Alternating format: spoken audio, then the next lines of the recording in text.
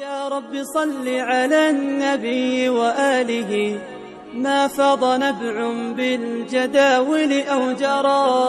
يا رب صل على النبي محمد، ما شج جرح في سبيلك وانبرى.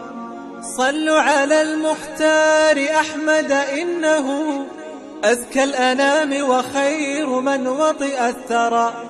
يا رب صل على